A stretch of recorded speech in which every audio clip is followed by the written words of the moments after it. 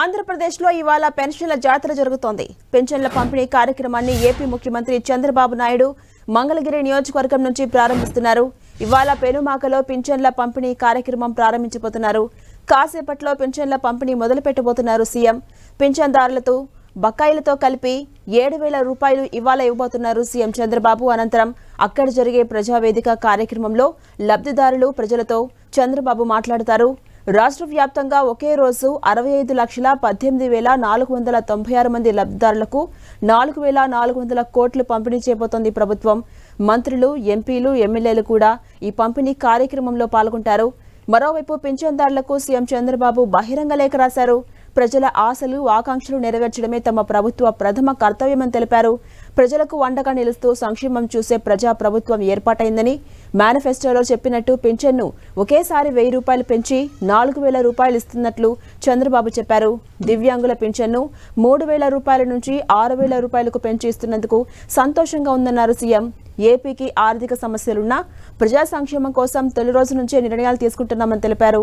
పింఛన్ల పెంపు వల్ల ప్రభుత్వంపై నెలకు అదనంగా 819 కోట్ల రూపాయల భారం పడనుంది.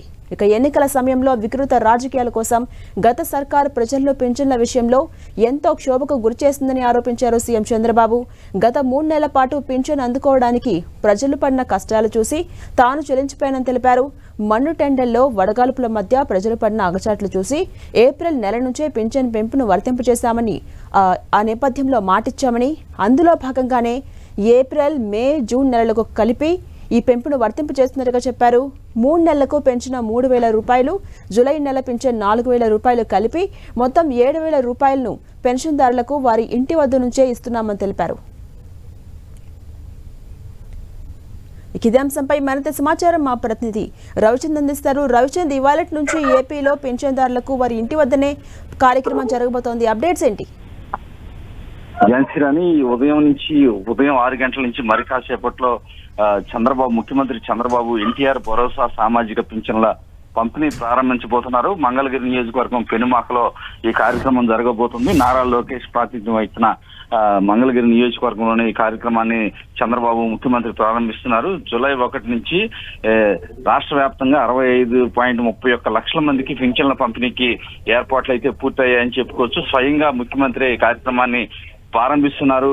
ఆయా ప్రాంతాల్లో ప్రజాప్రతినిధులందరూ కూడా ఈ కార్యక్రమంలో పాల్గొనాలని ఇప్పటికే ప్రభుత్వం నుంచి ఆదేశాలు జారీ చేశారు. అదేవిధంగా ఏదైతే సచివాలయ సిబ్బంది ద్వారా పంపిణీకి శ్రీకారం చుట్టారో మొత్తం 28 విభాగాలకు చెందిన లబ్ధిదారులకు పింఛను అందజేయబోతున్నారు. 3 నెలల పింఛను పెంపును కూడా దీంట్లో వర్తింపజేస్తున్నారంటే ఒక్కొక్క వ్యక్తికి 4,000 పింఛను, అదేవిధంగా 3 నెలల కలిపి 1,000 కాడికి మొత్తం కూడా 7,000 పింఛను ప్రభుత్వం అందజేయబోతుంది. వృద్ధులు, వితంతువులు, ఒంటరి మహిళలు, చేనేత, కల్లుగీత కార్మికులు, మత్స్యకారులు, కళాకారులు, డప్పు కళాకారులు, ట్రాన్స్జెండర్స్ వంటి దాదాపు అందరికీ 4,000 పింఛను అయితే ఇవ్వబోతున్నారు. దివ్యాంగులకు మాత్రం 3,000 నుంచి 6,000 చేసి కూటమి ప్రభుత్వం 6,000కు పెంచింది. అనారోగ్యంతో ఉన్న వారికి 5,000 నుంచి 15,000 ఇవ్వబోతుంది. మొత్తం కూడా అనారోగ్యానికి గురైన వారు మొత్తం 24,318 మంది పింఛన్దారులు ఉన్నారు. పింఛను పెంపు వల్ల ప్రభుత్వానికి నెలకి 819 కోట్ల అదనపు ఖర్చు అవుతుంది. పింఛను కోసం ఒక్కొక్క 4,408 కోట్ల ఒక్క రోజులోనే పంపిణీ చేస్తుంది ప్రభుత్వం. గడిచిన 3 నెలల్లో కలిపి పెంచిన ఇవ్వటం వల్ల రాష్ట్ర ప్రభుత్వంపై 1,650 కోట్ల అదనపు భారం పడింది. అంటే 3 నెలల నుంచి కూడా ఒక్కొక్కరికి 3,000 అదనంగా ఇవ్వాల్సి వస్తుంది. అందువల్ల 1,650 కోట్ల అదనపు భారం పడింది. గత ప్రభుత్వంలో పింఛను కోసం కేవలం 1,939 కోట్లు మాత్రమే ఖర్చు పెట్టేవారు. ఏడాదికి పింఛన్ల కోసం 34,000 కోట్లు ఖర్చు అవుతుందని ప్రభుత్వం తెలుపుతుంది. దాదాపు అంటే ఏడాదికి పింఛన్ల కోసం ప్రభుత్వం 34,000 కోట్లు ఖర్చు పెడుతుందని చెప్పి ప్రభుత్వం అయితే తెలిపింది. ఏది ఏమైనా రాష్ట్ర వ్యాప్తంగా ఒక పండుగ వాతావరణంలో పింఛన్ల పంపిణీ అయితే కొనసాగబోతుంది. మరి కాసేపట్లో ముఖ్యమంత్రి చంద్రబాబు మంగళగిరి నియోజకవర్గం పెనుమాకలో ఈ కార్యక్రమాన్ని లాంఛనంగా ప్రారంభించబోతున్నారు. ఎన్టీఆర్ భరోసా అనే పేరు కూడా పెట్టడం జరిగింది. ఈ నేపథ్యంలో రాష్ట్ర వ్యాప్తంగా కూడా ఎమ్మెల్యేలు అందరూ కూడా, ప్రజాప్రతినిధులు అందరూ కూడా పెన్షన్ల పంపిణీ చేయడానికి రంగం సిద్ధమైంది. మొత్తం కూడా ఏదైతే గతంలో 3,000 ఉన్న పెన్షన్ ని ఒకేసారి 4,000కు పెంచడం జరిగింది. ఏదైతే కూటమి ఎన్నికల్లో హామీ ఇచ్చిందో హామీని నెరవేర్చుకుంటుందని చెప్పుకోవచ్చు. చంద్రబాబు ఇచ్చిన మాటకు నిలబడ్డారని చెప్పి టీడీపీ నేతలు కూడా చెప్తున్నారు. ఏది ఏమైనా 4,000 నుంచి కూడా 4,000 కాడికి ప్రతి ఒక్క పింఛన్దారుడికి లభించబోతుంది. ఈ నెల మాత్రం 7,000 వస్తుంది. వికలాంగులకు కూడా 3,000 నుంచి 6,000కి ఒకేసారి పింఛన్ పెంచిన పరిస్థితి కనిపిస్తుంది. పేదవారు మాత్రం చాలా ఆనందోత్సాహాలు వ్యక్తం చేస్తున్నారు.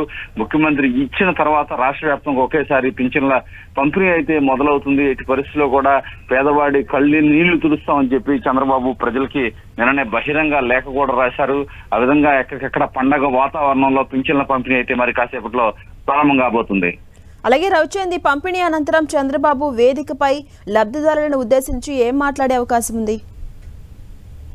అంటే ఈ కార్యక్రమాన్ని లాంఛనంగా ముఖ్యమంత్రి ప్రారంభిస్తారు. అనంతరం ఆ గ్రామస్తులతో కలిపి ఒక ప్రజావేదిక, అంటే ఆ గ్రామ సమస్యలకు సంబంధించి అంశాల గురించి మాట్లాడబోతున్నారు. అంటే ఆ గ్రామస్తులకి మైక్ ఇస్తారు. వారి సమస్యల్ని చంద్రబాబు ముఖ్యమంత్రి దృష్టికి తీసుకొస్తారు. తర్వాత వారిని ఉద్దేశించి చంద్రబాబు కూడా మాట్లాడడానికి అయితే ఇక్కడైతే ఏర్పాట్లు చేశారు. ముందుగా ఒక ఎస్టీ కుటుంబానికి చంద్రబాబు తన చేతుల మీదుగా పెన్షన్ అయితే అందజేయబోతున్నారు. తర్వాత ప్రజావేదిక పేరుతో ఏర్పాటు చేసిన ఒక రచ్చబండ లాంటి కార్యక్రమంలో చంద్రబాబు పాల్గొంటారు. ముఖ్యమంత్రి వారిని ప్రజలు ఆ గ్రామ సమస్యలని చంద్రబాబు దృష్టికి తీసుకొస్తారు. చంద్రబాబు వాటికి సమాధానాలు చెప్తారు. రాష్ట్రం అంతా కూడా ఒక మెసేజ్, పెన్షన్ల గురించి ఒక మెసేజ్ అయితే ఇవ్వదలుచున్నారు. గతంలో చిన్న చిన్న కారణాలతో పెన్షన్లు పీకేయటం అనేక ఇబ్బందులు. ఎందుకంటే మొన్న వేసవి కాలంలో ఎన్నికల కోడ్ను దృష్టిలో పెట్టుకొని ఎవరికి కూడా ఎండల్లో బ్యాంకుల చుట్టూతో తిప్పారు. అనేక మంది ముసలివారు పండుటాకుల్లా నేల రాలేరని చెప్పి చంద్రబాబు అనేక సందర్భాల్లో ఆరోపించారు.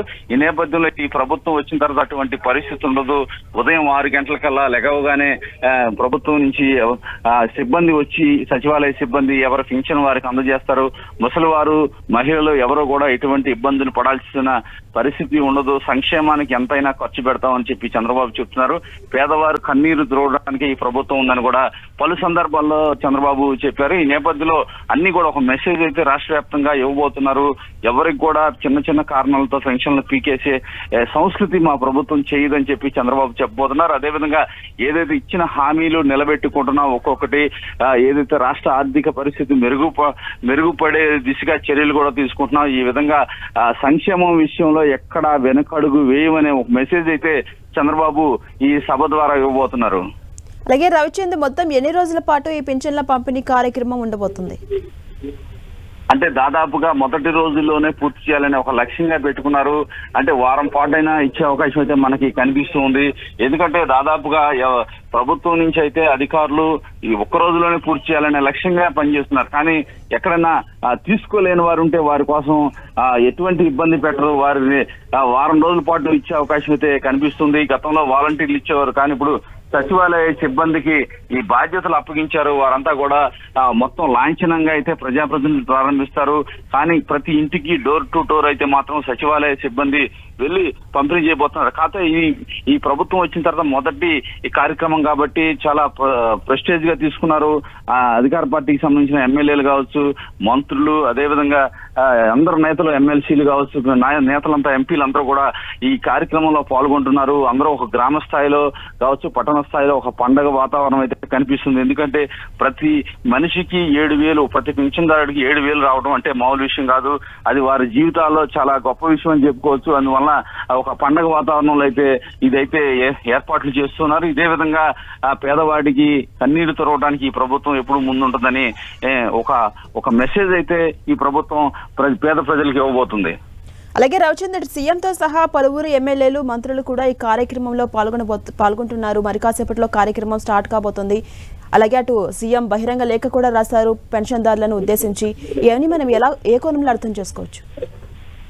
అంటే డెఫినెట్ గా పేదవాడికి ఈ ప్రభుత్వం అండగా ఉంటుందనే ఒక మెసేజ్ అయితే ఇవ్వబోతున్నారని చెప్పుకోవచ్చు.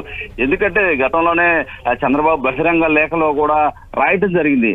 గత ప్రభుత్వ హయాంలో పెన్షన్ల కోసం ఎన్ని ఇబ్బందులు పెట్టారు, ఎంతమంది ముసలివారు పండుటాకుల్లా నేల రాలేరు, ఎండల్లో నిలబెట్టారు, వారిని ఇంటి దగ్గర ఇవ్వాల్సిన పెన్షన్ ని బ్యాంకుల్లోకి వెళ్ళి తీసుకోవాల్సి వచ్చిందని చెప్పి చంద్రబాబు అనేక సందర్భాల్లో చెప్పారు.